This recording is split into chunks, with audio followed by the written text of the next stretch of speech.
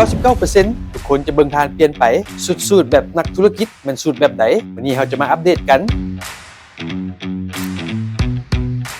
เอาใจไว้นุ่มนักธุรกิจมือใหม่โดยเฉพาะแต่งตัวตามนี้รับประกันได้เลยว่าบ่มีพลาดครบทุกรายละเอียดแน่นอนถ้ารู้บ่ว่าสูตรแบบนักธุรกิจจัดเป็นสูตรแบบทางการบ่คำตอบคือบ่ทางการระดับสูงนี่แม่นแฟชั่นสูตรเครื่องทางการที่สามารถใช้ได้ง่ายๆทุกมื้อบ่ล้ำร้องจนเกินไป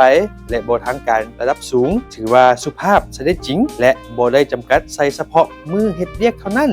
99% ของสูตรแบบนักธุรกิจส่วนหลายแม่นโทนสีเข้มยิ่งสูตรของท่านเป็นโทนเข้มหลายเท่าใดนั่นหมายถึงให้ลุคที่เบิ่งทางการหลายขึ้นเท่านั้นโทนสีสูทที่ควรมีแม่นสูทสีเทาเข้มหรือสีกรมเข้มกระดุมแถวเดียว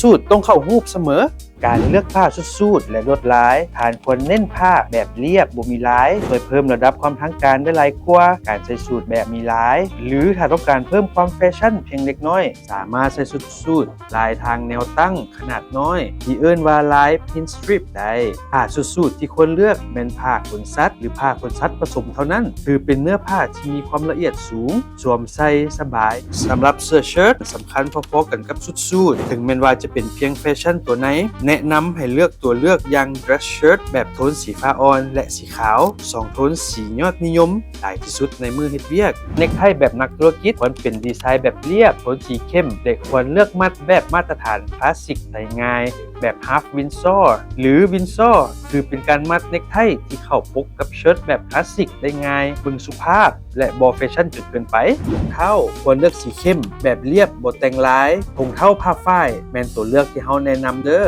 เพราะมีความยืดหยุ่นสูงใส่สบายระบายอากาศได้ดีเลือกถุงเท้าแบบคอยาวที่ปิดหน้าแข้งเสมอในมือเฮ็ดเวียกและนี่ก็คือสูตรที่ The Move แนะนำสำหรับนักธุรกิจรุ่นใหม่เด้อ The Move. Move your life. Thrive your goals.